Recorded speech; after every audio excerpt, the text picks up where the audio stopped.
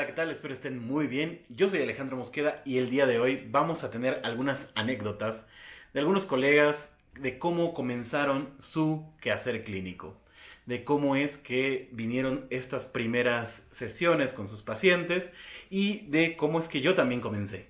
Me gustaría comenzar con algunas anécdotas que me mandaron vía Instagram. Hice algunas preguntas. Voy a contar solo tres. Elegí tres anécdotas que me mandaron. Y también voy a contar al final la mía, ¿vale? Recuerda que si te gusta el contenido de este canal, puedes darle a suscribir, darle a la campanita para no perderte ninguno de los videos del canal. También puedes ir a Patreon a suscribirte para encontrar material totalmente exclusivo, como clases, como cursos y también supervisiones. Así que tanto grupales como individuales. Así que no te quedes fuera de Patreon. Y bueno, ahora sí, sin más, comencemos. El video de hoy será un poco diferente a como anteriormente hemos llevado los videos. Generalmente hablo de un tema en específico y de ahí vamos desarrollando el tema, ¿no? En esta ocasión, justo por algunas preguntas de algunos colegas, tanto en Patreon como en Instagram, como en algunos videos de YouTube, eh, nos hacen aclaración, nos hacen la pregunta justamente de cómo comenzamos, ¿no? Y la verdad, todo esto vino por una pregunta en Instagram que fue ¿cómo comenzaste tú? ¿Cómo fueron tus primeras, tus inicios en la clínica, ¿no? Y eso la verdad me resonó mucho y me di cuenta de que ya me lo habían preguntado antes. No solo el cómo yo había comenzado, sino también el cómo comienzo, ¿no? O sea, cómo yo, psicólogo, psicoanalista, comienzo mi clínica, ¿no? ¿Qué hago? ¿Cómo pasa esto? En muchas ocasiones hay colegas que se sienten bastante solos en el proceso y es por eso que les pregunté a ustedes, colegas que ya también han iniciado un proceso, bueno, han comenzado a atender a pacientes, cómo es que llevan sus procesos y cómo les costó o no trabajo comenzar. Así que el día de hoy voy a leer algunas anécdotas que ustedes mandaron por Instagram. Como les dije, voy a tomar tres de las que me mandaron y al final contaré la mía, ¿no? Voy a comenzar con esta. Lo voy a hacer anónimamente, la verdad. No me gustaría que alguien se viera expuesto en sí mismo. Así que vamos a hacerlo anónimo y voy a ir leyendo y comentando algunas cosas de lo que dicen, ¿no? Mi primer paciente fue derivado de una colega. Tenía muchísima incertidumbre por las preguntas que haría, por cómo intervendría. Nunca nos habían dicho con claridad en la universidad de cómo se debía proceder. Nunca nos habían dado o puntualizado cuestiones técnicas. Tampoco sabía muy bien qué tenía que hacer en las primeras entrevistas. Esto es muy cierto. En algunas ocasiones he escuchado colegas que no llevan pacientes en la universidad, que no llevan como sí, como este entrenamiento, vamos a ponerlo así, con pacientes ya en la misma universidad y suele suceder, ¿no? Incluso aún en universidades que también han tenido esta facilidad de atender a pacientes, tampoco se dice muy bien como menciona esta persona, este colega, lo voy a mantener así neutro, ¿no? De qué se tiene que hacer en el consultorio, ¿no? ¿Cómo preguntamos? En mi caso, por ejemplo, sí tuve materias de entrevista, que es lo primero, lo que después va a decir aquí esta colega. Este, tuve algunas materias de entrevista, tuve materias de intervención en crisis, tuve materias de, justamente, de atención con pacientes de diferentes enfoques, ¿no? Entonces, por ese lado, al menos en mi caso, eh, sí tuve ese entrenamiento, vamos a poner, aunque también es posible que tampoco haya maestros que lo puntualicen con exactitud, ¿no? Que es justo lo que le pasó a esta persona, ¿no? Dice, los primeros tiempos del consultorio realmente la pasaba muy mal. Incluso a veces deseaba que los pacientes no fueran por temor a mi desempeño. Esto suele pasar mucho. Ni hablar cuando se fue el primer paciente. Acepto que fue parte de mi mal desempeño en la dirección del tratamiento. Bueno, aquí es importantísimo, ¿no? Esto que nos va comentando, que muchas veces les va a suceder, que es esto de que el paciente se vaya, ¿no? Cuando los primeros pacientes que uno va atendiendo se van y uno empieza a cuestionarse si es en realidad que uno está haciendo mal las cosas o qué es lo que sucedió. Y como lo he dicho, tanto en cursos como en algunos videos, a veces, en ocasiones, al ser primerizos, tomamos lo que sea, ¿no? El paciente que venga lo agarramos y decimos sí, lo atendemos. tanto por experiencia, tanto por una cuestión económica en muchas ocasiones, tanto porque tampoco sabemos elegir al principio muy bien a los pacientes, ¿no? Entonces, a veces no necesariamente es nuestro desempeño, sino también la elección de los pacientes. En este caso, bueno, nos dice acá que le tambaleaba justamente esa parte de saber si fue su propio desempeño, ¿no? Esta idea de que no quisiera que los pacientes vengan por miedo a el quehacer, ¿no? Es como muy común también, ¿no? Ese nervio que uno siente, pero es como ambivalente, ¿no? Porque uno dice, no, que no venga, y por otro lado dice, no, que sí venga, porque si deja, el tratamiento es como culpa mía, ¿no? Entonces, generalmente puede haber mucho de esto que nos dice esta colega, ¿no? Continúa un poco diciendo, um, mi mejor herramienta fue atender pacientes. La herramienta de esta colega fue atender pacientes. Eso fue para quitarse ese miedo, ¿no? A pesar del miedo e incertidumbre decidí seguir haciéndolo y así con el tiempo fui entendiendo medianamente por dónde iba la cosa. Sobre todo aprendí y sigo aprendiendo de cómo interpretar y trabajar con la transferencia, cosa totalmente vital, ¿no? Eso es muy importante, esto de seguir aprendiendo. Por eso el eslogan del canal es que nosotros no lo sabemos todo, pero podemos estudiarlo juntos. Así que todo el tiempo, a mi parecer, al igual que los médicos, al igual que los programadores, ¿no? No solo es una cuestión de salud, todo esto que va avanzando con el tiempo, uno debe seguir como aprendiendo nuevas cosas, ¿no? Y me parece que aquel que se queda como sabiéndolo todo, entonces puede ser que tenga más errores. Entonces, como bien dice esta colega, la herramienta principal es atiende, ¿no? Date, así, éntrale. Pero no quiere decir que eso te va a quitar el miedo, sino a pesar de ese miedo, esta colega comenzó y siguió aprendiendo, siguió formándose, ¿no? Al principio, continúo con lo que me dice, al principio no tenía muy claro cómo preguntar, a qué cosas debía prestar atención, cómo darme cuenta de cuáles eran los significantes y sobre todo, qué decir para que mis intervenciones tengan efecto en el paciente. Y bueno, esto suele suceder, ¿no? De hecho, podría decir que en muchas ocasiones tampoco es como que uno sepa cuáles son los mejores significantes, ¿no? Es de alguna manera una pequeña apuesta. De hecho, cada intervención es una apuesta, ¿no? Es una proposición, es una hipótesis que se arroja al paciente para ver si es posible o no es posible.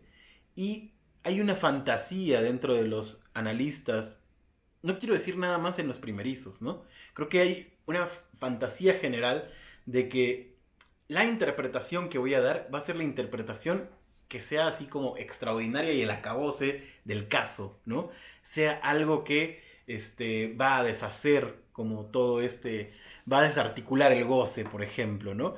Entonces, esa fantasía que está muy constante, me parece que es importante irla deshaciendo, ¿no? Porque en realidad hay intervenciones que no necesariamente van a ser lo que desarticule todo, ¿no? No es una intervención lo que va a venir a deshacer todo el caso, sino es como ir machacando, machacando, ¿no? De ir desarticulando cosas a lo largo del tiempo y a veces incluso intervenciones que parecerían como que uno no esperaba mucho de ellas, son las que terminan siendo mejores intervenciones que las anteriores.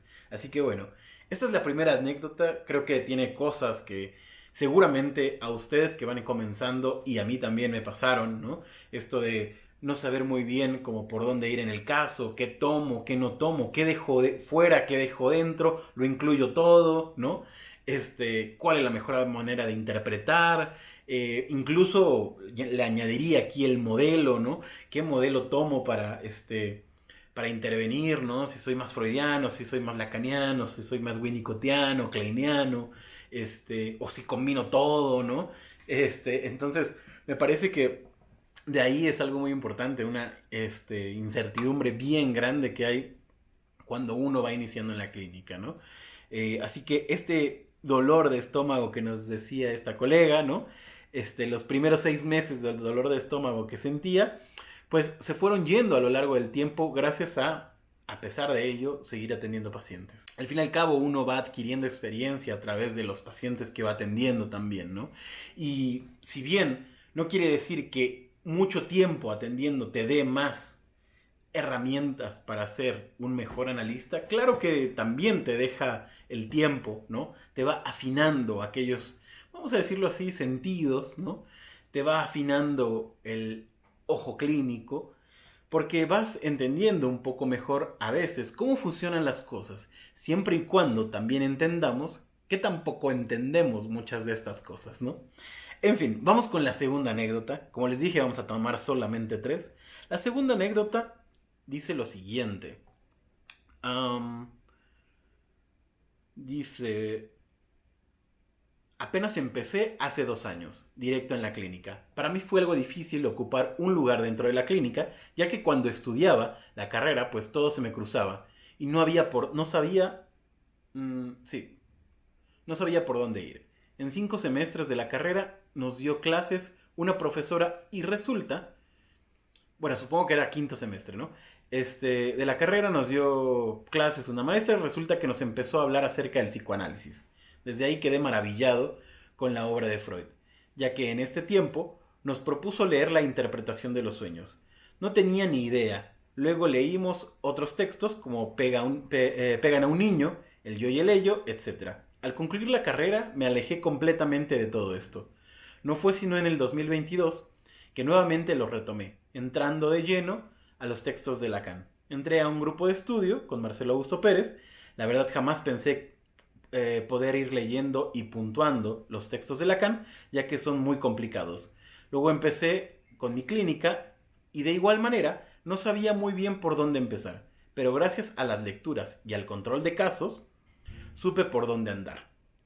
Pero hasta la fecha sigo viendo las lecturas y la clínica con la que trabajamos algo difícil. ¿Por qué lo veo así? Se pregunta. Tal vez porque estamos acostumbrados a trabajar de una manera común y no como Lacan nos dice, como ubicarnos dentro del dispositivo. Bueno, aquí esto lo he escuchado también en algunas otras ocasiones, ¿no? Colegas que salen de la carrera de psicología y no se dedican en primera instancia a la clínica por un montón de factores, ¿no? Si eres una de esas personas y te atrae la clínica, bueno, dale tiempo, llegará ese momento, ¿no? De comenzar a atender. Pero por un montón de factores, tal vez uno puede alejarse de la clínica en un primer momento, pero no quiere decir que uno no va a regresar a ello. Acá se quedó maravillado con Freud y es increíble, es muy bueno. Yo también quedé maravillado con Freud, ya les contaré más adelante. Y bueno, justo hay algo que aquí me gustaría retomar y es los grupos de estudio, ¿no? Los cursos, seminarios, cualquier cosa que ustedes puedan tomar, ya sea de campo psicoanalítico, de cualquier otro colega, de cualquier otra institución, tómenlas. No estudien solos, ¿no? Estudien siempre con otros, sea con quien sea. Eso es uno de los consejos que podría darles. Cuando van iniciando y cuando siguen adelante, ¿saben? Comentar los casos con colegas, comentar la teoría y la técnica con colegas sirve un montón para plantearnos problemas que a veces uno no sabe si va bien o no. Hay algo que me encanta del texto de Mi enseñanza de Jacques Lacan, que siempre se lo recomiendo, que es justamente cuando hace la crítica a los analistas, ¿no? A los analistas jóvenes y a los analistas avanzados.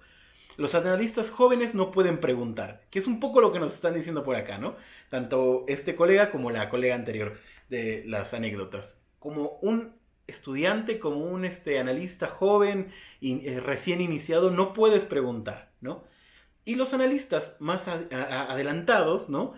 Con más experiencia, mutis, dice Lacan, ¿no? Todos sabemos, pero nadie dice que sabemos. Justamente por ello les recomiendo siempre, todo el tiempo, estar dialogando con colegas. De esa manera ustedes sabrán o ustedes podrán ir espejeando, ¿no? Irse viendo con otros para ver qué tanto la clínica que están llevando es efectiva o no. ¿Qué tanto pueden cuestionarse lo que están haciendo ahora, lo que les enseñaron en algún momento? Y bueno, por eso justo resalto la idea de los grupos de estudios y el control de casos, ¿no? Eso también es indispensable, el control de casos. Hablar los casos una vez más con colegas, muchas veces da miedo, ¿no? Hacer el control de un caso porque da miedo que sepan cómo uno lleva su trabajo. Y eso pasa muy seguido entre los analistas. Casi ningún analista habla de su experiencia clínica, ¿no? Y los que lo llegan a hacer es en libros, a modo de casi un cuento, ¿no? Y todo ese tipo de cosas. Pero es muy difícil que los analistas hablen de su trabajo porque justamente tienen miedo de que sepan los errores. Y todos y cada uno de nosotros en la clínica nos hemos equivocado con algún paciente. Con alguno o con muchos pacientes. Pero lo importante es eso, poderlo dialogar, perdón, para entonces poder saber y corregir lo que uno va haciendo por la clínica, ¿no?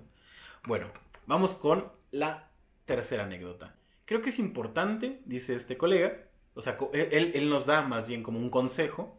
Creo que es importante conseguir un buen supervisor cuando inicias tu clínica. Yo empecé hace un año y a la par busqué a la maestra que más admiraba para que me supervisara. Creo que aprender de la supervisión hace que sepas cómo acercarte a tus pacientes, qué puntos ciegos tienes, qué sientes contratransferencialmente y así poder llevar un buen tratamiento. Genial, eso me encantó. Eso es lo que recomendaría al 100%, al igual que el análisis propio, por supuesto. Yo no aconsejaría iniciar sin supervisión y análisis, ya que son los pilares para mí, pero entiendo que cada quien tiene sus tiempos y su proceso. Y bueno, eso es el consejo que nos dio este colega, me pareció contundente, por eso también tomé este comentario que nos hicieron en Instagram, ¿no? Este, porque da cosas bastante puntuales, ¿no? Como consejo, supervísate. ¿Con quién? Con quien más confianza tengas. Y después, a mi punto de vista, tal vez también intercambia con otros, ¿no?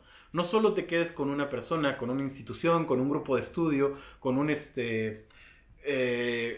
sí, con una persona, con una idea, con un autor incluso. No te quedes con Lacan nada más. Hay un montón de autores que tienen cosas interesantes. No te quedes con Freud, no te quedes con Winnicott ni con Klein.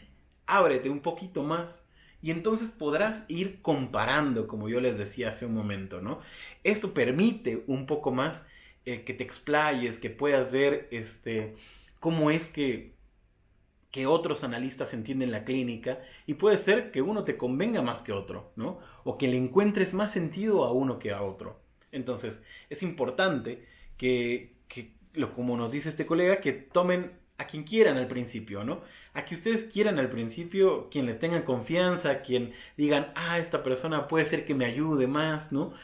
A esa persona al principio tómenla como supervisor, ¿no? Obviamente si da supervisiones, este, vayan a su análisis propio, claro que sí, para ver la cuestión de la contratransferencia justo.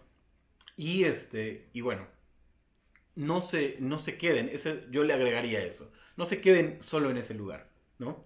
Incluyendo campo psicoanalítico, ¿no? Las personas con las que han tomado cursos acá conmigo, se los he dicho en varias ocasiones también, ¿no? No se queden solo con mi idea, hay un montón de ideas más, vayan, investiguen en otros lados, vuelvan si es que quieren, pero lo importante es dar ese dinamismo, ¿no? Ser un poco transeúntes en toda la periferia, ¿no?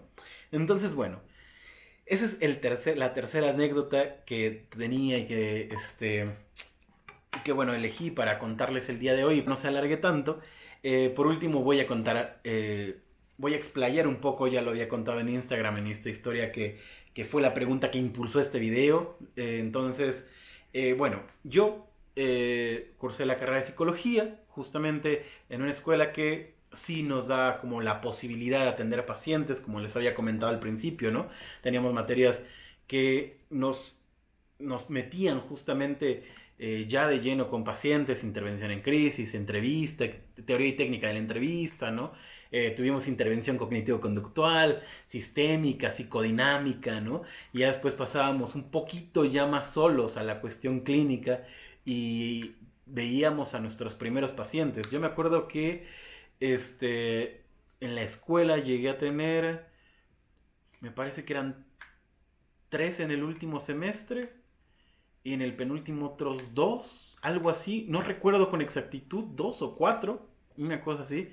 También después de eso en mi servicio social lo hice con adolescentes y atendía también bastantes pacientes a la semana, ¿no? Estos otros pacientes supervisados con una maestra de la escuela, al igual que los pacientes de la escuela, ¿no? Y justo como nos menciona el colega anterior, ¿no? tomé a la maestra que más me hacía sentido, la maestra que me retomó el amor al psicoanálisis, porque ya se los he contado en otras ocasiones, yo le tengo amor al psicoanálisis antes de entrar a la carrera de psicología, es por eso que estudio la carrera de psicología, ¿no? Con un libro llamado, ay, se me olvidó ahorita el nombre justamente, pero es La Revolución Psicoanalítica de Freud, que ni siquiera es de una psicoanalista, es de una periodista que hace una reseña de las obras de Freud, de la vida y la obra de Freud, y me voló la cabeza totalmente. Yo dije, quiero saber más sobre esto, ¿no? Había cosas que no entendía muy bien, como la comunicación inconsciente-inconsciente, la atención parejamente flotante. Yo decía, ¿a qué se refiere este tipo con esto, no? Entonces me fui adentrando cada vez más al psicoanálisis. Cuando llego a la carrera, me apagan la idea de estudiar psicoanálisis, te meten cognitivo-conductual hasta por las orejas, y de repente esta maestra regresó para mí el amor al psicoanálisis, la maestra Lorena, y le agradezco siempre, y cuando me la llegue a encontrar, también le sigo agradeciendo porque ella fue la que me impulsó justamente a tomar a mi primer paciente. Recuerdo que había como una persona que quería análisis y bueno, consulta psicológica, y yo se le iba a pasar a esta maestra, ¿no? Y yo le dije, mire, esta persona quiere atención. La maestra me dijo, ¿lo que la conoces? ¿No? Y yo le dije que no. Me dijo, atiéndela tú, ¿no? Ya estábamos saliendo de la carrera justamente. Me dijo, atiéndela tú y yo te superviso. Siempre y cuando te vengas a supervisar conmigo, ¿no? Cóbrale muy poco, dile claramente que eres un estudiante recién egresado y dale, ¿no? Comienza. Si no comienzas ahora, ¿cuándo vas a comenzar? Así que, como decía la colega anterior que les comentaba, también, al igual que ella, yo también tenía mucho miedo, pero también tenía mucho entusiasmo, ¿saben?